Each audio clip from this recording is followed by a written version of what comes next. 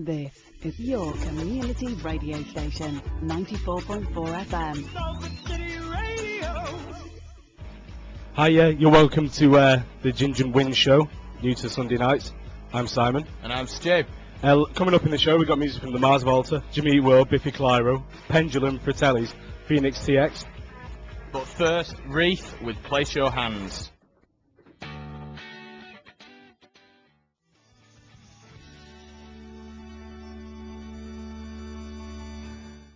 And that was Wreath with It's Your Letters. Welcome to Salford City Radio. Thanking the Jam, who are on before us. You can email us at studio@salfordcityradio.org. Or you can text us at text SCR followed by your message to 60777. This is the Ginge and Whinge show. Hopefully, you'll be liking our music. So we've got quite a few influences. Yeah, what we're going to be playing is we're going to be playing mainly, just music that we like, but it's mainly going to be rock music from sort of the past and present, and we're going to be throwing in, a few, would you say dance tracks or just electronic stuff? Well, you know, it can vary because some electronic stuff's really rock and roll, like Daft Punk. Yeah. Chemical Brothers. Uncle, bands like that. Yeah. CSS as well, they're quite dancing. Ooh, CSS, not seen them for years. Yeah, that's great. Yeah. Really, like my musical heroes, like at the moment, definitely Muse, the Mars Volta, Past, Nirvana, Rage Against the Machine, bands like that. How about you, Stuart? I'd say the main one are the Foo Fighters because of everything that Dave Grohl's done. He's just gone from being the drummer in Nirvana to being the frontman of one of the largest bands, one of the biggest bands in the world. But sort of the main stuff that I listen to is, I'd say 70s sort of rock music, so I'm really into Led Zeppelin, Creedence Clearwater Revival, all that sort of stuff. So it's quite a good sort of mix that we've got because I like the older stuff and you like a lot of the newer stuff, don't you? I do, yeah. I also like quite a bit of hip-hop. See, I'm not a massive hip-hop fan, but there is the occasional one that I do really like, so hopefully you'll be hearing a bit of hip-hop from us too as well. Fingers crossed. Aye, right, so we've got... If we can find any without swearing. Yeah, it's a bit difficult. Right, so we've got coming up now a track from my personal musical heroes, Nirvana, and after that we've got who, Simon? We've got the Mars Volta with a song called Cotopaxi. Okay. Let's see if you can guess the time signatures. Yeah, that's what it is. So, right, so coming up now we've got My Hero by the Foo Fighters on 94.4 Salford City Radio.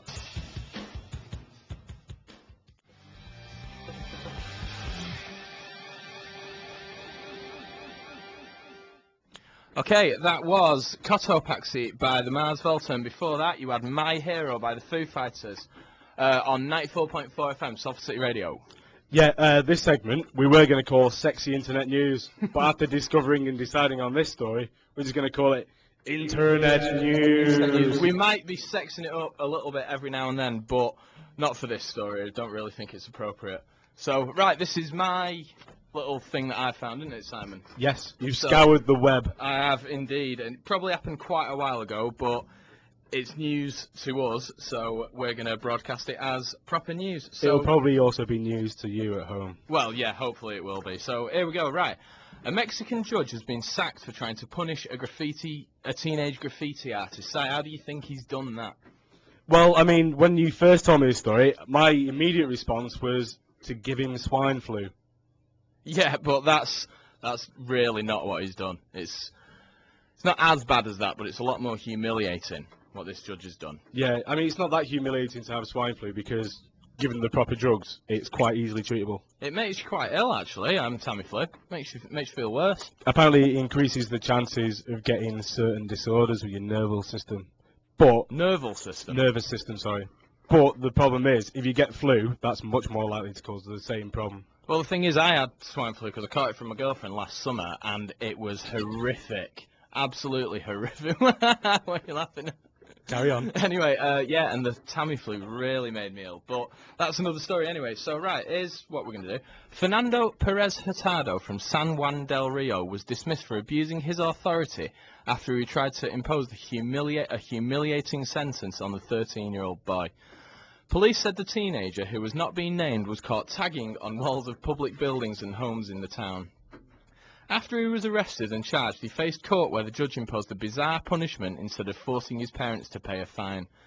Despite protests from parents and other court officials, the judge ordered the young artist to pull down his trousers before attempting to paint his buttocks with the same with the same spray paint the teenager had used during his crimes. Terrible. That's mental. A 13-year-old tagging. That's awful. Yeah, totally. But that's the whole point of it. That's the aim of the conversation that we're going to have. It's about the fact that those kids know, and there's just a lot of little, what's the word? Tearaways is the best way to describe them, I think, on radio. Yeah. They use that a lot in the newspapers, don't they? Yeah. A gang of teenage tearaways. Yeah, it's ridiculous. But then the judge, who is facing a 3-year ban from public office and a fine, was prevented from touching the child after concerned officials stepped in. So he's... Well, I mean, he said he's going to spray paint his buttocks. You don't need to touch a child to spray paint the buttocks, because you hold it about 6 inches away, don't you? Yeah, That's what it says on the directions. Yeah. But if he was actually just trying to punish a child, I think he's been treated quite harshly, because all he's doing is acting in the best interest of the public. Exactly. I mean, that would make a teenager think twice about going around with a spray can. That's it, because like, if you give him a fine or something, he's not going to pay it. His mum and dad are going to pay the fine. So And how are they going to pay for that? Well, I mean, I assume his mum and dad have got jobs and everything.